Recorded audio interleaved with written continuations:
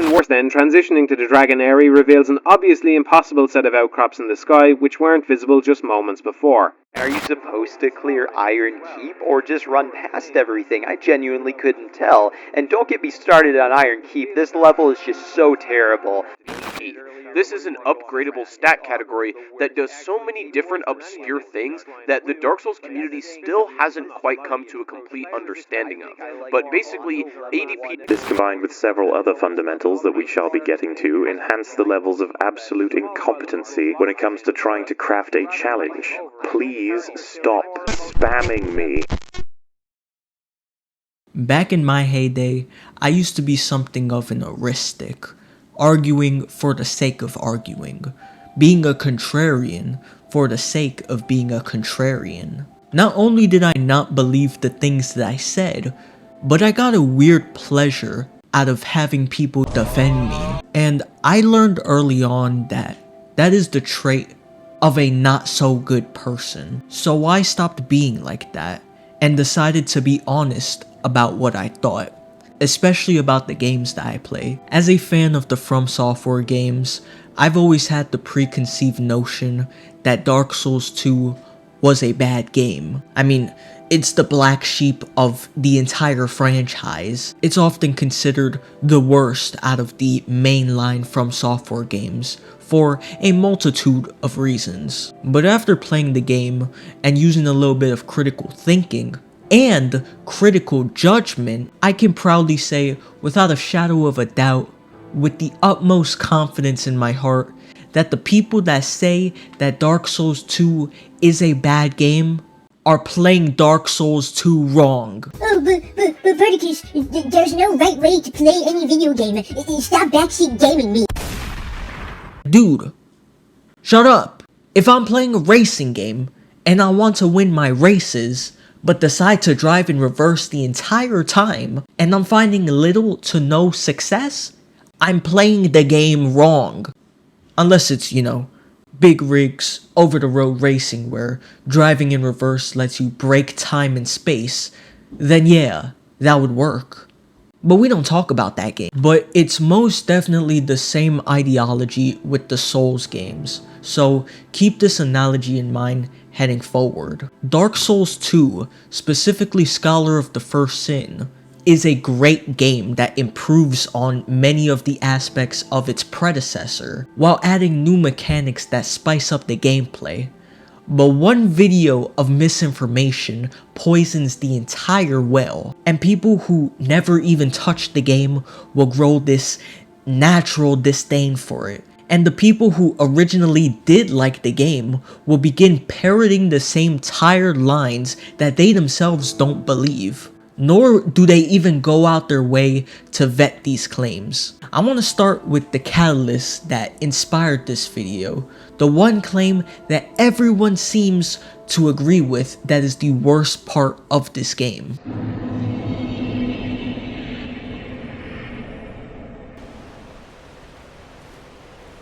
Howdy, I'm Professor Crash Dummicus. I will be Verticus's test dummy for today. You see this area? This is the Forest of the Giants, the first real level of the game, with one of the most well-known gank spots. If you don't know what a gank is, essentially it's when multiple enemies spam you at once, or as some certain people like to call it, the spam bush. As you can see, all these mother hubbards want to tear me up a superfluous new behind. Youch.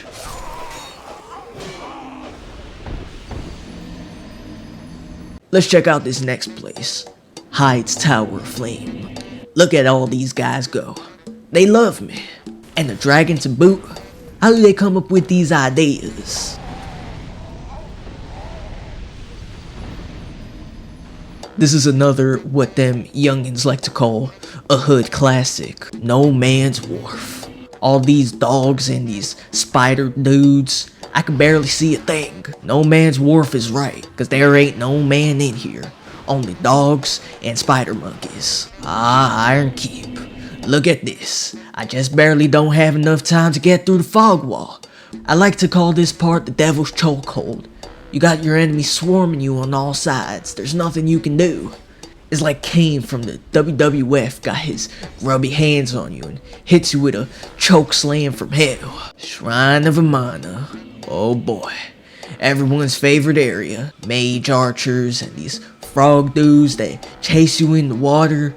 Top that off with a giant ogre dude. Listen, I don't know who this Amana person is, or why they made a shrine for them, but you gotta be one demonic, idolatrous son of a gun to come up with something like this.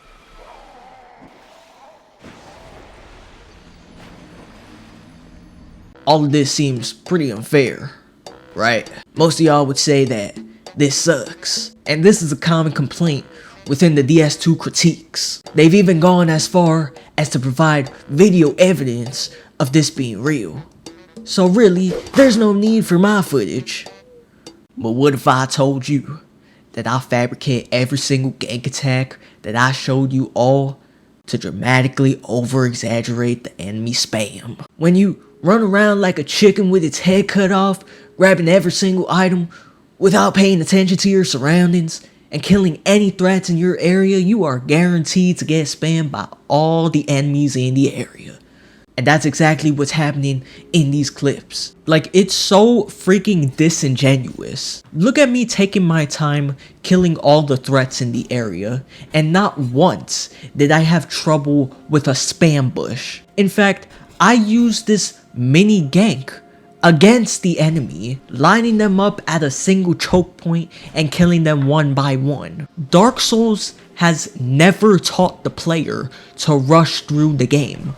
They've always rewarded people for paying attention, being patient, and using their environment to their advantage. There are all sorts of traps that can be used in your encounters. You just have to be aware of them. In Hyde's Tower in particular, the only way you can get an ambush of this caliber is if you deliberately attack the Hyde Knights, which are passive up until you killed the Dragon Rider, or if you killed the Dragon Rider and all of the knights become hostile. And even then, once that happens, this becomes a mid-game challenge. You're not supposed to come back here until later in the game. Your weapons up to this point are gonna do next to no damage, and you're gonna die quite easily, unless you're just a giga gamer. And of course, you can't forget about Iron Keep, probably the most overhated area in this game. But every time I see a person complaining about it and showing footage of why it's so bad, they're always just rushing through it, not killing a single enemy, and wondering why they have a whole army behind them. They talk so much about how Dark Souls 1 encourages the player to be careful and slow-paced so that they don't die, but never carry that same lesson over to Dark Souls 2. It's so frustrating, and I just can't tell if they're just that bad at the game and they're just not self-aware about it, or they're deliberately lying just to make the game look bad so they can continue being a contrarian for the sake of being a contrarian so they can attract more people to their videos. I genuinely can't tell. It's the same thing with No Man's Wharf. All you gotta do is just take your time and kill all the enemies around the area. These spider monkey dudes, while they may pose a challenge, the good thing about Scholar of the First Sin is if you have your torch out, they get scared of you and start backing up. You can completely de-aggro these enemies with just one item. And it's not totally unreasonable to come to this discovery. The tutorial literally tells you to use torches and light sconces, etc. So if you're just out and about and you notice a dark area, the first instinct should be to use a torch, because that's what the game teaches you. The Ancient Dragon runback is a perfectly fine runback in Scholar of the First Sin if you kill all of the giant duelists and the captain before the boss arena. Once you do that, all the enemies, save for the giant duelists, will no longer aggro to you. This is another prime example of the game telling you to clear the areas at least once. I'm gonna even go off on a limb and say that Shrine of Amana is a good area. It's another area that teaches you to be patient. Just take out the archers first and you'll be fine. Otherwise, if you run around and do not assess your environment and you cause a massive gank, you are playing Dark Souls 2 wrong. Dark Souls 2 switched from the typical 360-degree dead zone movement to a snap point one, similar to that of Breath of the Wild. Even Elden Ring has this type of movement, but it's only really a problem in this game because the animations don't look as smooth.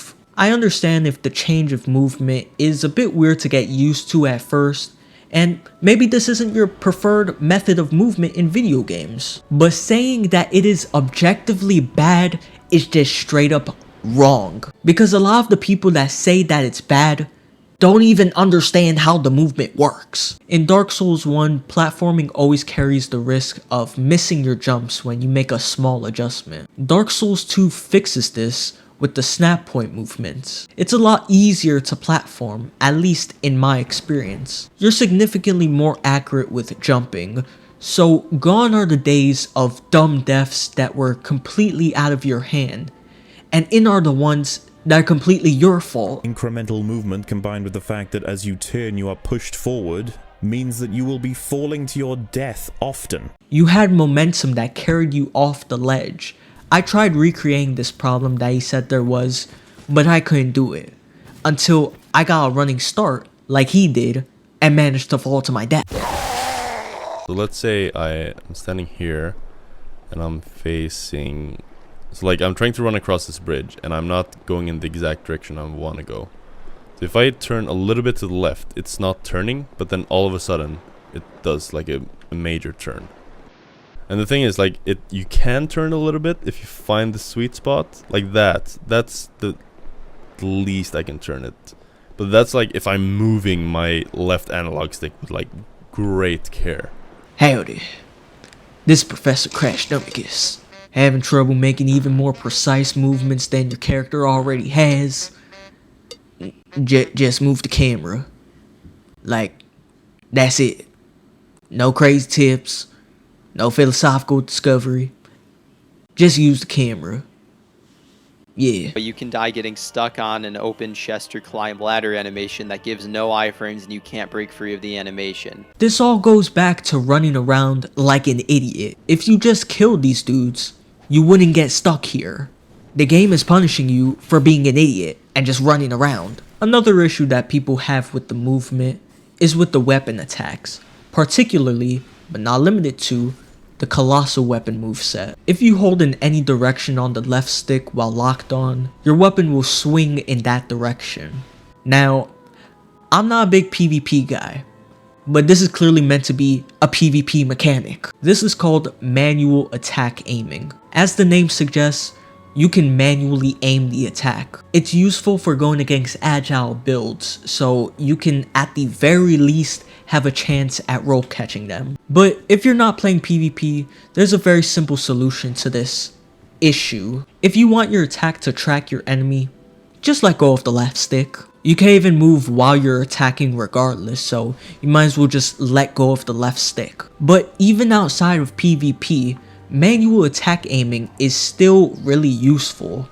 If you have an ultra great sword with a poking attack, and you have multiple enemies attacking you, you can use your poke as a sort of bootleg sweep attack. Now, the focus system was touched on in my main series, but there is a deeper issue than simply how it is utilized in the game with battles. Unfortunately, it doesn't quite work properly. See, when activating focus, there are parameters, those being that it will choose whatever is closest or whatever is in the line of sight, or whatever is in your character's line of sight, or a combination of the lot to provide the most intuitive experience. Now, in my time with the series of Souls games, this little feature has worked wonderfully, but Dark Souls 2, somebody dropped the bloody ball when designing this thing. If it's working perfectly, then there's no problem, but when it isn't, you notice the hell out of it because it'll often get you killed. For instance, it chooses to target dead enemies sometimes out of confusion, but more importantly, this thing will decide that it's in your best interest to target enemies that are very far away, or completely out of vision to the point where it will not benefit you whatsoever, and this happens automatically. The best part is it can easily get you killed because of the amount of narrow pathways in Dark Souls 2. The mechanics of the Souls games are built for one-on-one engagements, thanks to its slow attack animations, which are uninterruptible once they start, and a lock-on camera, which focuses heavily on a single foe. Take the Prowling Magus fight, for example. If you want to kill one of the crawling undead littering this fight, your eyes need to be taken off the casters at the back in order to lock on. From there, you'll have 3 enemies shooting you at once, and since most actions aren't interruptible once they start, it's extremely difficult to know when a safe time is to start an attack animation without having vision of the enemy. The Twin Dragon Riders are another example of this. You want to avoid attacks from both of them while periodically damaging one of them, but in order to do so, you need to lock onto one and position yourself in such a way so you can see the other. This This could have been mitigated by better audio cues on the bow as it's loaded and fired, but this is seriously overshadowed by the music. I found myself having to repetitively run up and down the arena so I could keep both of them on screen, feeling like I was fighting the controls more than the bosses themselves. This has got to be the smallest brain take I've ever heard. You're not meant to always use lock-on. That's silliness. The Forest of the Giants is the first clear example of using free aim. You have to search your surroundings and make sure you keep an eye on all of the enemies at all times, especially with archers, because there's a lot of them. Not once did the game ever say, always use lock-on every chance you get. Like, it's not hard to understand this concept. Now, I will admit, there are enemies that can be cheesed by simply strafing around them, but this issue is not independent in Dark Souls 2, because you can do the exact same thing in Dark Souls 1. So it boggles my mind how these people who have played both games seem to omit this information. The reason they trash the movement so much is simple. They hate change. Anything that feels uncomfortable to them, they're just unable to adapt to it. And if you don't like the movement, that's totally fine. But it's not objectively bad. And if you think so, then you're playing Dark Souls 2 wrong. Now, I'm not gonna sit here and say that the hitboxes are entirely perfect. In my experience, I didn't feel like they gave me too much trouble, say for something like the Fume Knight backhand sweep with his hand, you know? Or those big hammer giant guys where their hitboxes are extremely inflated. Now that, I will admit, that is a bad hitbox. But for the most part, I was genuinely surprised by how tight a lot of these hitboxes are. But here's my issue. The people who attack this game make it out like this is only an occurrence in Dark Souls 2. Therefore, Dark Souls 2 is a bad game. When, in reality, Dark Souls 1 had even worse, sometimes downright inflated hitboxes at times.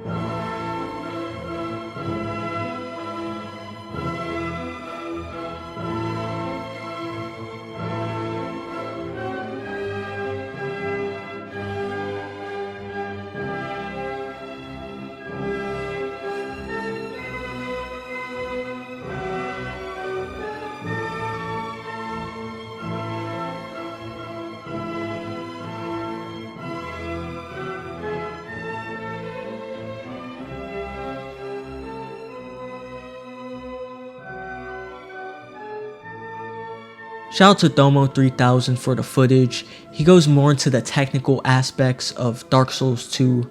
Honestly, he's more qualified to speak on this subject, as well as the entire video subject. But the point I'm trying to make is, no, Dark Souls 2 does not have that many bad hitboxes. And people over-exaggerate it, when really, they're truly getting hit by these attacks, over and over and over and over. What I'm more interested in is how poorly these people react to getting hit. You would think, I just got hit dodging to the dominant side of the dude's arm. Maybe I should dodge to his left to avoid it altogether. Perhaps I'm dodging too soon?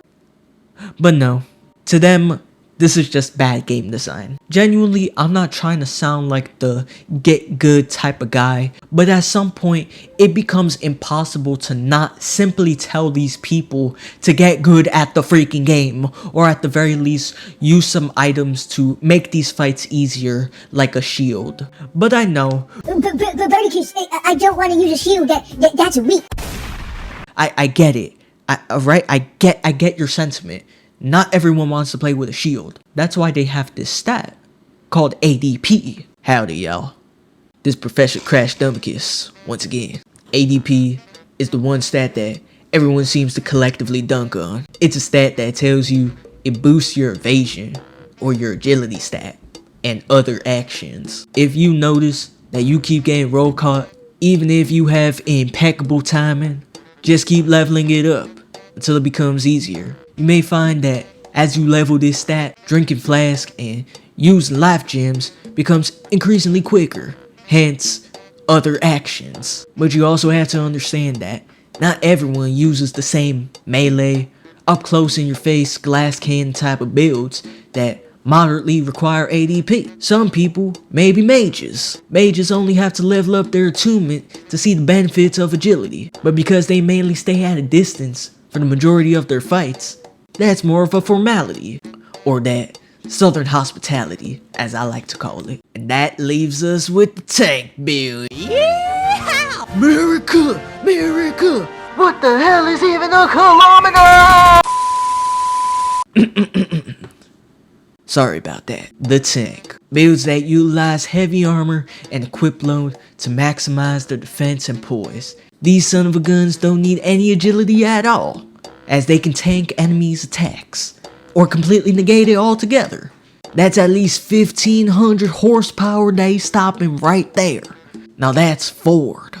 Built for tough. So, just to recap, the hitboxes of these enemies are not as bad as you may think.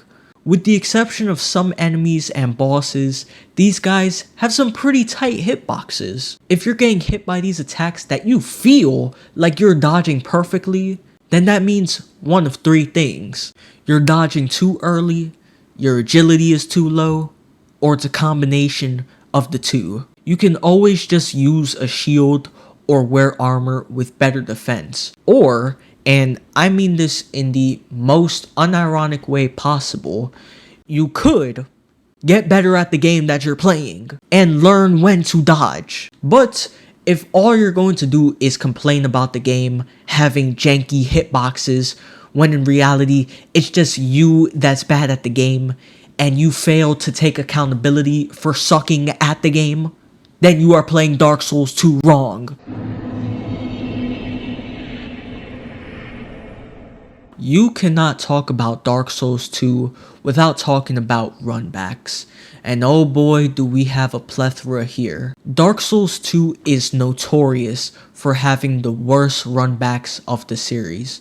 But how so? Well, some people say that the runbacks are too long and punishing. It takes 70 seconds to go from the bonfire to the boss fight with the Ancient Dragon and the Executioner's Chariot. It takes 80 seconds for the 3 bosses of the game and Sir Lon. It takes 90 seconds for the Old Dragon Slayer fight and the Duke's Dear Freya. But it gets so much worse. While others say that it's too short? In the previous Souls games, part of the challenge sometimes was getting back to a boss after failing to kill them. If the level didn't open a shortcut or there wasn't a nearby bonfire, you had to traverse the level again and then make it to the boss in good enough condition to kill it.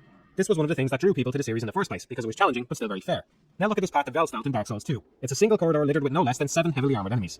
There's no sense of progress slowly making your way down a corridor by fighting the same enemy 7 times, so you're far more likely to just run through it. The same goes for the hallway leading up to the Looking Glass Knight. There's no point putting a bonfire next to a single hallway with enemies most players are simply going to run past. They might as well have just placed the fog door there and saved everyone a hassle. There's similar setups for the Lost Sinner, the Ancient Dragon, and part of the run for the Executioner's Chariot. This isn't level design. It's tedious, lazy, and frustrating. Well, which one is it?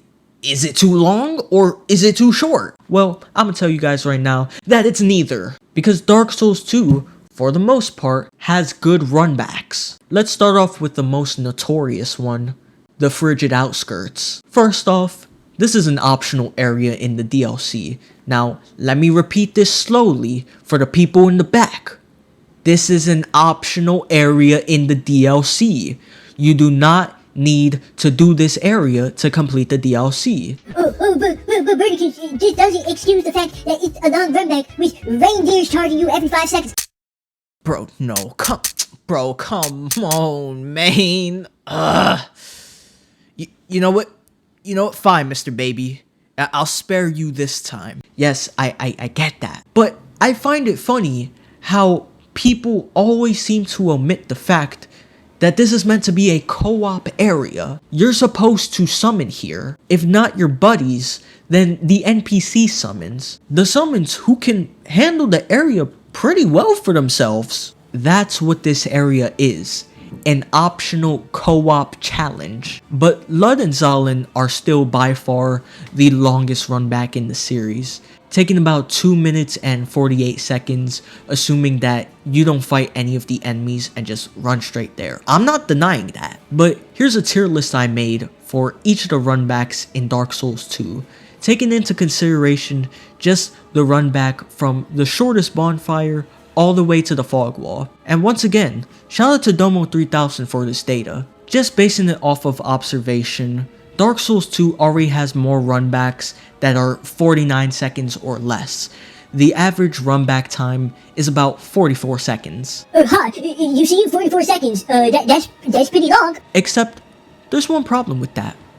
The average runback time for Dark Souls 1 is 50 seconds. Meaning, the runbacks in Dark Souls 1 take longer on average than Dark Souls 2. Granted, it's not that big of a difference, it is a 6-second differential, but regardless, the worst you can say is that they have very similar runback times. And that's not even taking into consideration other factors that make the runbacks good or bad, like how difficult the boss is, which will increase the chances of you having to do the runback in the first place. Take for instance, Dragon Rider and Capra Demon. Both are 44-second runbacks, but Dragon Rider is significantly easier by comparison. If you are doing a blind playthrough of Dark Souls 1 and have no clue that this guy comes equipped with attack dogs like he just got an 11 kill streak,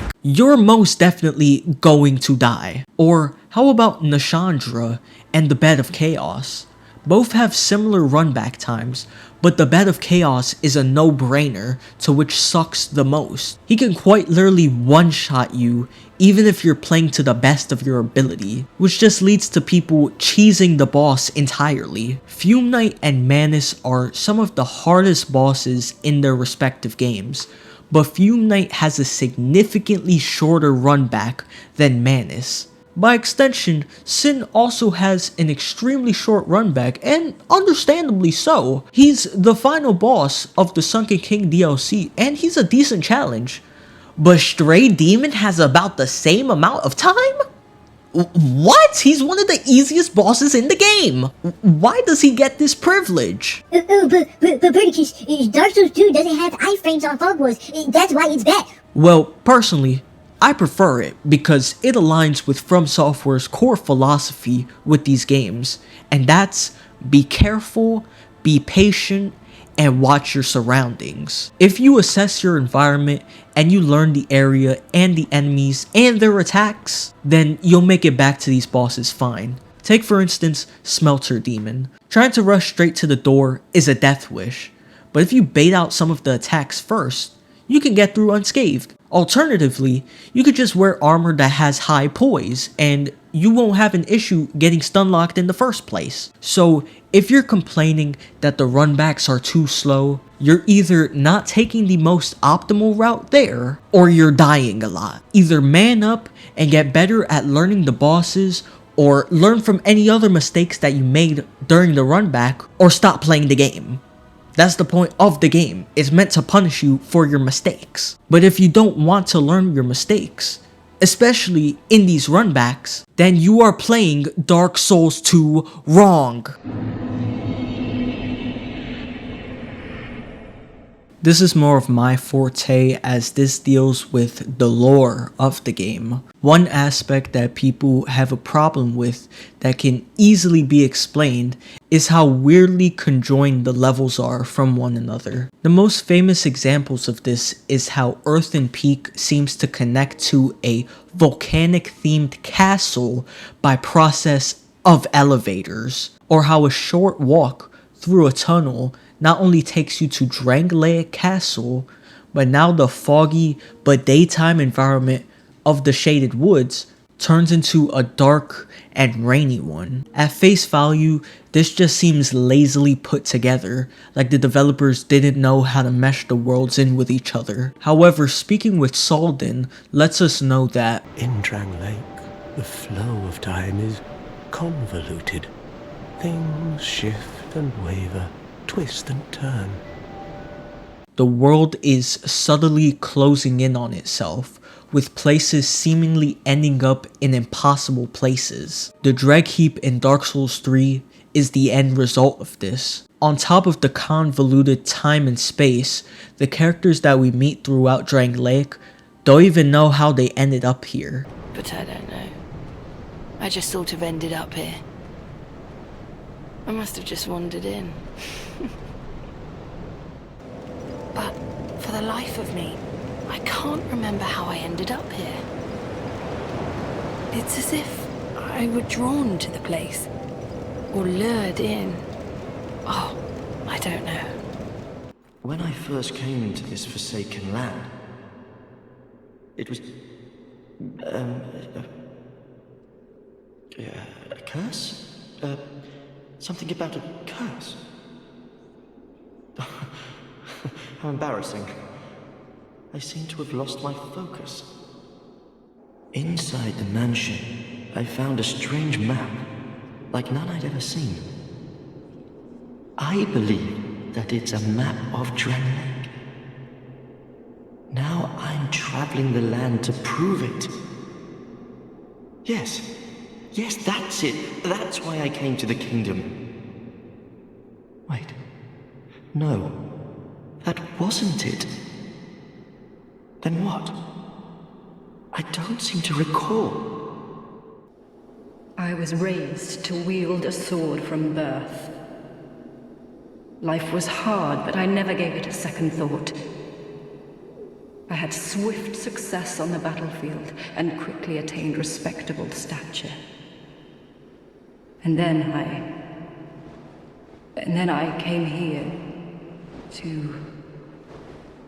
Further cementing this theme of memory loss between everyone in this land. So with that in mind, it makes perfect sense how the bearer of the curse is able to see Hyde's tower way off in the distance, travel only a short distance and make it there. Or how you're able to take an elevator up to a whole nother castle with volcanoes and lava. This can also be explained by your memory being skewed on the distance you truly went due to the undead curse and everyone hollowing.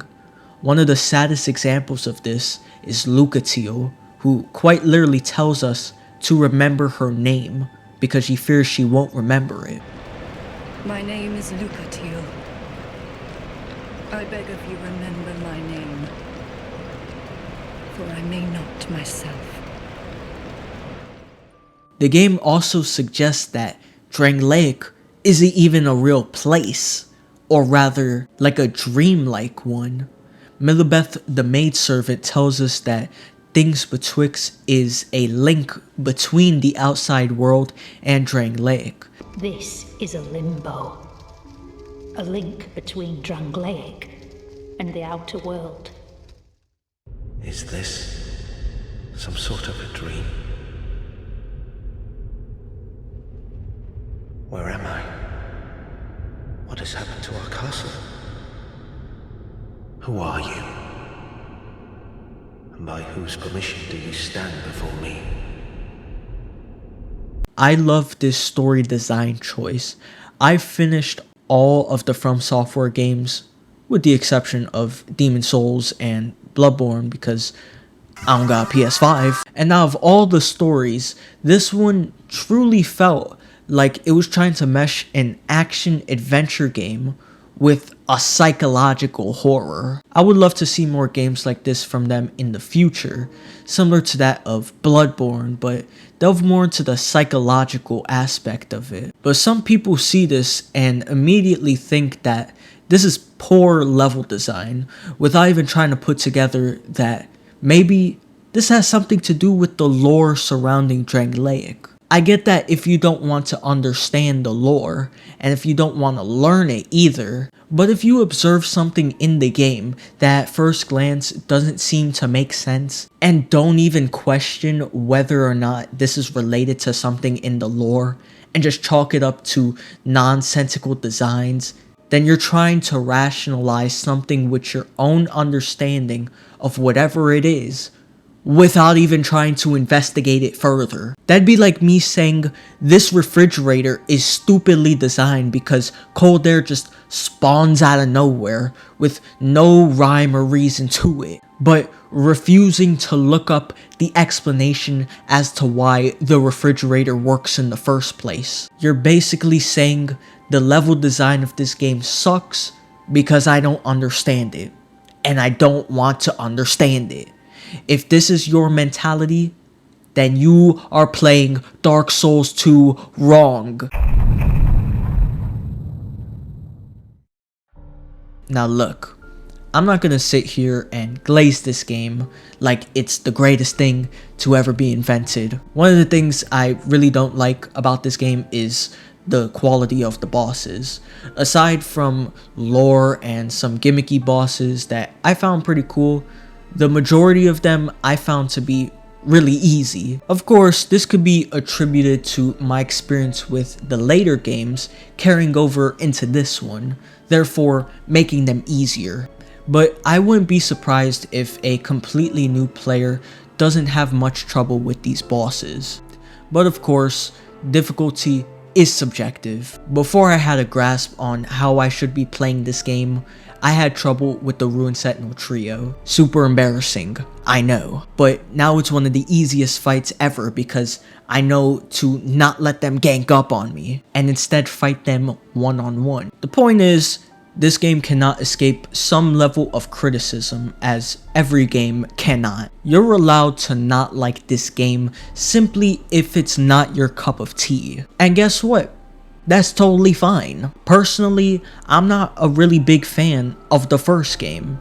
It's not a bad game per se, but there were definitely a lot of aspects of the game that I didn't like about it that made me consider it to be the worst of the mainline FromSoftware games that I've played so far. But I wanted to make this video to point out the misconceptions and show you guys why this game is actually a good game, and that people over-exaggerate the issues and fabricate footage to make the game look worse than it is, which is just wrong. It's straight up evil. You're lying. It's an endless cycle. This is never gonna end, especially with the FromSoftware games. A new game comes out, people say that it's disappointing, and a year later it ends up becoming the greatest masterpiece ever. And why is that?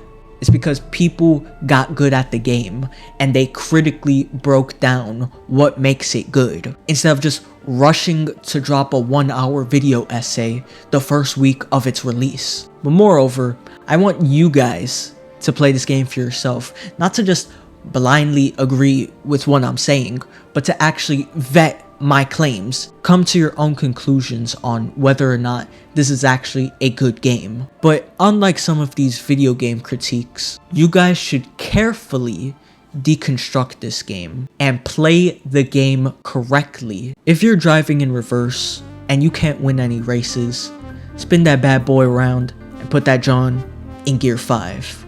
I hope you guys enjoyed the video. This is your boy, Professor Burticus. God bless you all.